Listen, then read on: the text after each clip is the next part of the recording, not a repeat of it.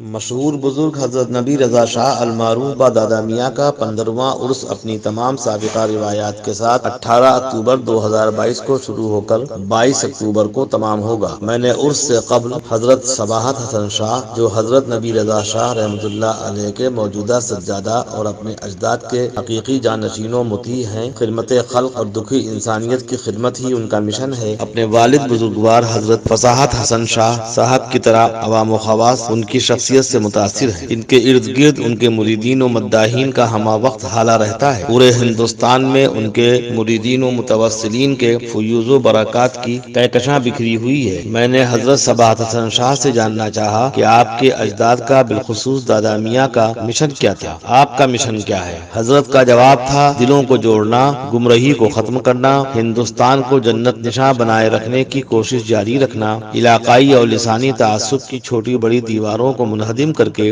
اخلاق و محبت اور ایثار و وفا کے نغمات سے فضا کو خوشگوار بنانا ہے۔ انہوں نے کھل کر کہا، مسلکی تصادم سے ہم اجتناب کرتے ہیں، ہمارا در سبھی کے لیے کھلا ہے، ہر کوئی یہاں آ کر بقدر ظرف و استعداد فائدہ اٹھا سکتا ہے۔ حضرت فصاحت حسن شاہ صاحب کے مطابق اس برس بھی تمام پروگرام حسب روایت قدیم ہوں گے۔ عقیدت مندوں کی آمد کا سلسلہ جاری ہے۔ یہاں 18 اور 22 اکتوبر کو مشاعرے کا خصوصی اہتمام رہتا ہے، جس میں شعراء منقبتی کلام کے ساتھ ایسے اشعار بھی پیش کرتے ہیں جن سے گنگا جمنی تہذیب کو فروغ ملے، لوگ قریب آئیں اور امن و اتحاد کا پیغام عام ہو، انسانیت کی فلاح و بہبود کا سلسلہ دراز سے درازتر ہوتا رہے۔ لرن آن لائن کی جانب سے آپ سے بس اتنی التجا ہے کہ ہمارے اس پروگرام کو لائک، شیئر اور سبسکرائب ضرور کریں، ساتھ ہی بیل آئیکن دبانا نہ بھولیں، جس سے ہماری ہر ویڈیو آپ تک اپلوڈ ہونے کے ساتھ ہی پہنچ سکے۔